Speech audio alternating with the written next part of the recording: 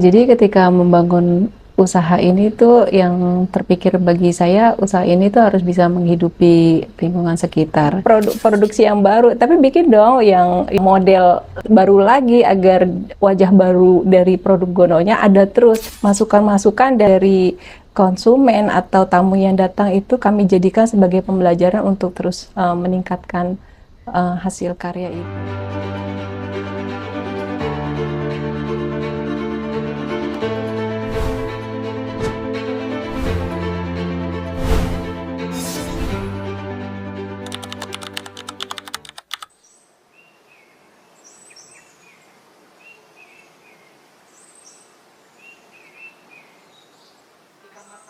Ya, nama saya Irma Tambunan.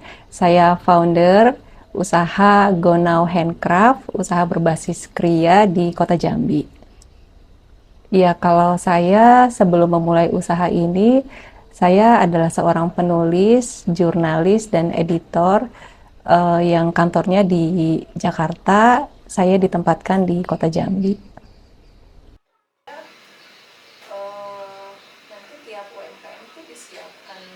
Jadi usaha awal Gonau ini tumbuh itu di awal pandemi tahun 2020. Waktu itu ketika pandemi kami lebih banyak menghabiskan waktu sehari-hari itu di rumah ya, karena waktu itu semua orang tuh kan WFH, work from home. Karena sering di rumah, akhirnya muncullah hobi baru yaitu hobi menganyam. Ya waktu itu jadi suka menganyam itu karena ada perajin anyaman sering datang ke rumah, terus jadi ikut tertarik untuk menganyam juga. Awalnya kita buka kegiatan 10 jari menganyam, itu pelatihan menganyam untuk anak-anak muda setiap hari Sabtu. Jadi setiap hari Sabtu kita menganyam bareng. Dari situ tuh semakin suka dengan aktivitas menganyam dan akhirnya ini menjadi usaha Gonau. Jadi awalnya ini semua modal suka nganyam, terus ada bahan, lalu bahan yang ada itulah yang dimanfaatkan untuk kita menganyam dan akhirnya menjadi produk. Kalau bahan bakunya beli itu juga nggak mahal, jadi 1 kilogram bahan baku resam itu hanya pada saat itu tuh hanya sekitar 25.000 sampai 30.000 per kilo. Itu kita hanya menjadi pot-pot karena di masa pandemi itu orang banyak bertanam di rumah, sehingga anyaman-anyaman yang kita buat itu lebih banyak berupa produk-produk pot. Ada produk pot mini, pot gantung, pot besar, jadi beragam jenis pot yang waktu itu kita buat. Jadi awalnya waktu itu memang kami nggak menyangka bahwa ini akan menjadi usaha. Awalnya ini menjadi sebuah hobi, tetapi ketika saya anyam, kemudian jadilah barang-barang itu dan saya posting di medsos itu karena senang, bangga akhirnya bisa menyelesaikan hasil-hasil anyaman.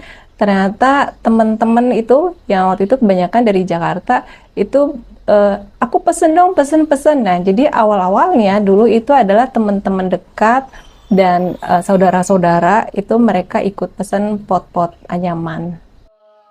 Nah, apa yang membedakan produk anyaman Gonau dengan yang lainnya? Pertama, kami memanfaatkan bahan baku anyaman resam. Kenapa resam? Karena resam yang selama ini menjadi sumber persoalan di Provinsi Jambi. Resam selama ini dianggap sebagai tanaman pengganggu. Kita coba manfaatkan supaya dia tidak dianggap sebagai pengganggu, tetapi bisa dianggap pemberi manfaat dan juga sebagai solusi atas persoalan ekonomi. Kalau dulu petani seringkali membakar resam-resam gitu sehingga memicu kebakaran lahan dan kabut asap di Jambi.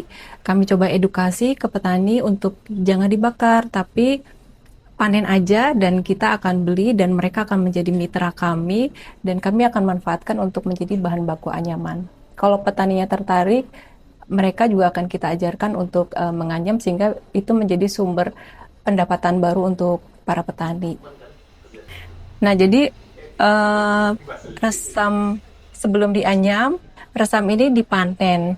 di mana saja tempat panen kami itu ada di Batanghari, di Muaro Jambi, dan yang paling jauh ada di Merangin, Kabupaten Merangin. Kami juga pernah melibatkan suku anak dalam untuk menjadi mitra untuk pemasok bahan baku resamnya. Setelah dipanen, lalu dikirim ke Jambi, kami kupas. Setelah dikupas lalu direndam, kemudian dianyam. Setelah selesai dianyam, kita akan rendam dengan anti jamur yang ramah lingkungan supaya bahan baku resam ini menjadi awet.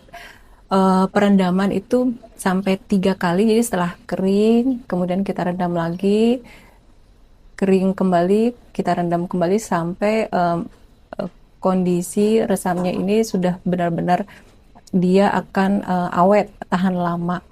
Setelah itu barulah kami proses lebih lanjut untuk menjadi produk tas, kita mix dengan furing. Kami memanfaatkan furing-furing yang berbahan baku ramah lingkungan juga, misalnya katun atau batik kain mori, lalu kain belaju, juga tali kulitnya kami usahakan untuk menggunakan tali kulit yang ramah lingkungan, menggunakan tali kulit sapi. Seluruh bahan baku ini kenapa kami gunakan yang ramah lingkungan? Ya, kalau dia terbuang ke alam, dia akan bisa terurai dengan baik. Kalau kesulitannya itu sebenarnya segala sesuatu yang dipelajari dan dilatih terus-menerus, yang sulit tidak akan menjadi sulit lagi. Yang terpenting dan menjadi tantangan adalah bagaimana memastikan kualitas anyamannya itu bisa sesuai dengan standar yang kita inginkan dan itu layak jual. Nah, karena bahan bakunya ini adalah bahan baku alami, seringkali bahan baku yang kita dapatkan ini tidak selalu sama. Jadi ada resam yang kita dapatkan dari petani itu kehitaman, ada yang sudah berjamur. Nah, bagaimana kemudian kita treatment ini lebih lanjut lagi agar dia menjadi bahan yang aman ketika dipakai. Nah, ini contohnya produk tas tenong ya. Ini kami mengadopsi dari tradisi Jambi atau Melayu. Tenong ini adalah wadah untuk hantaran atau wadah untuk mengisi sesuatu untuk diberikan kepada sanak keluarga atau tetangga terdekat. Nah, dari tradisi membawa hantaran berupa tas tenong itulah yang kami adopsi menjadi tas. Ini menjadi tas yang multifungsi, bisa untuk jadi hantaran juga, tapi bisa juga dipakai untuk di jalan-jalan. Jadi ini memadukan antara tradisi dan gaya hidup masa sekarang. Nah, bahan bakunya juga ini mix antara bahan alam dengan kain dan kulit. Nah, ini dianyam oleh teman-teman disabilitas. Jadi Gonau punya semangat untuk bisa memberdayakan kelompok-kelompok yang termarginalkan. Salah satunya adalah komunitas disabilitas. Kami yakin dan percaya bahwa disabilitas itu tetap bisa berkarya dan bahkan kami dapati seringkali hasil karya mereka justru lebih baik daripada umumnya. Karena ketika mereka bertekun dengan apa yang mereka lakukan itu hasilnya jauh lebih baik. Selain memanfaatkan bahan baku resam, kami juga memanfaatkan bahan baku anyaman lainnya seperti purun, rumbia, dan juga kulit bambu. Kami bermitra dengan sejumlah perajin yang kulit bambu dari Merangin, lalu purun dari Tanjung Jabung Barat, dan yang rumbia dari Sarolangun dan Kabupaten Bungo. Yang rumbia ini adalah kelompok suku anak dalam di penyangga Bukit 12. Kami juga memanfaatkan bahan baku rotan sebagai pelengkap dan pemasoknya dari komunitas orang rimba atau suku anak dalam. Usaha anyaman resam Gonau ini sampai dengan sekarang masih sangat perlu terus diperkaya, sehingga memang kami mendapatkan beberapa masukan agar bikin dong variasi produk ya, jangan yang ini terus. Pernah juga dari satu pameran tahun ini terus ketemu di pameran berikutnya, kok masih ada tas yang modelnya sama gitu. Ya ini produksi yang baru, tapi bikin dong yang model baru lagi agar wajah baru dari produk Gono-nya ada terus. Benar juga itu kami jadikan sebagai masukan. Jadi dari situlah kami belajar untuk membuat target-target, misalnya setiap bulan harus ada varian-varian baru dari produk, masukan-masukan dan cibiran dari konsumen atau tamu yang datang itu kami jadikan sebagai pembelajaran untuk terus meningkatkan hasil karya ini.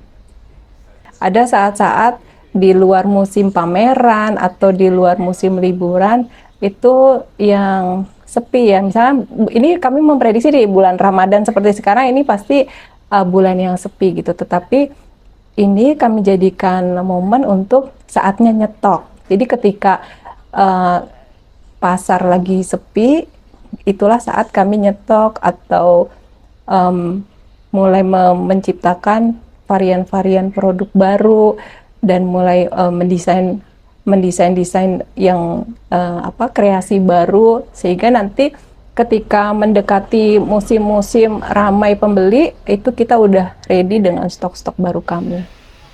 Produk-produknya dari yang awal itu ada set pot anyaman, dari pot yang mini, pot medium, dan pot yang agak besar. Lalu untuk souvenir anyamannya dari gelang, cincin, gantungan kunci, anting, kalung, lilin etnik dan lilin aromatik, ada juga coaster, wadah pena, dan topi mini ya, biasanya untuk pasangan-pasangannya boneka.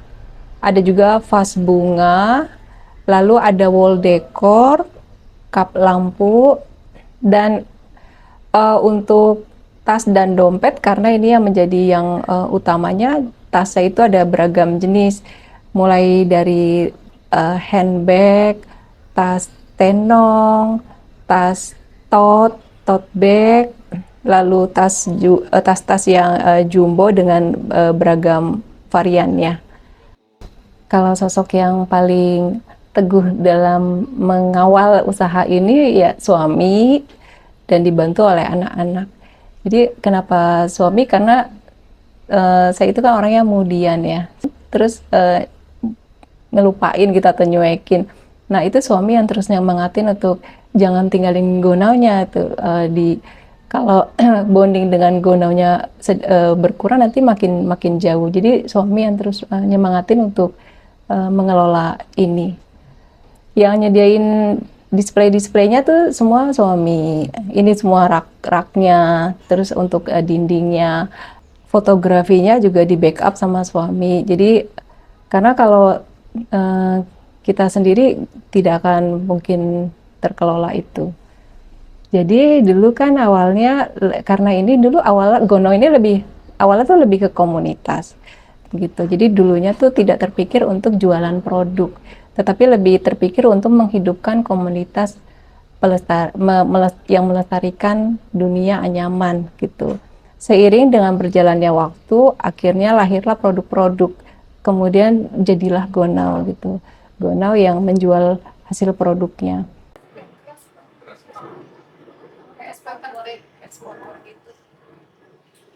Saya melibatkan petani mitra sebagai pemasok bahan baku dan juga penganyam di beberapa daerah. Jadi sifatnya waktu itu lebih ke perajin mitra dan petani mitra.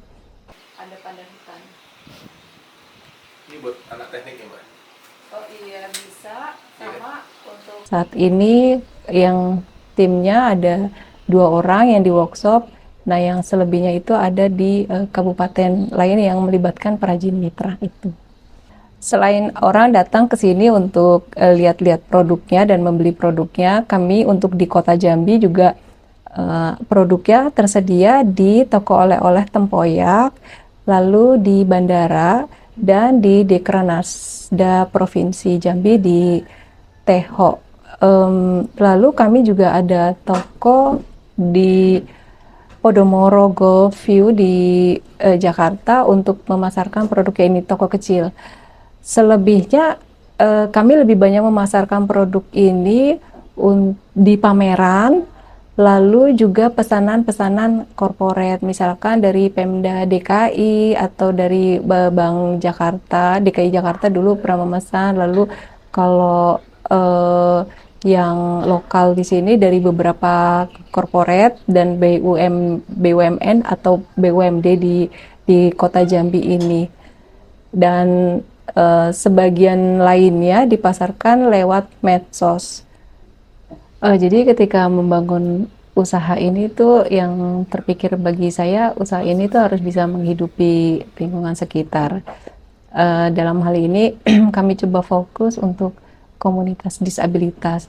Jadi selain teman-teman disabilitas yang bekerja di sini, kita juga rutin memberi pelatihan untuk teman-teman disabilitas lain, dan sangat terbuka kemungkinan jika mereka nanti sudah mumpuni untuk berkarya, bergabung di usaha GoNow ini.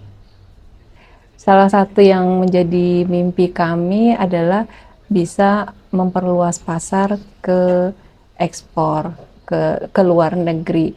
Kalau sekarang itu kami baru sampai di nitipin temen atau temen yang mau keluar negeri pesen, baru sebatas itu.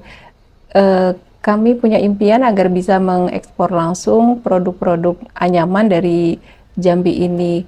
Belum lama kita membentuk komunitas Sekriantara, di mana salah satu tujuannya adalah untuk membuka pasar yang lebih luas untuk para pelaku usaha kria dari Jambi ini supaya lebih dikenal di dunia internasional.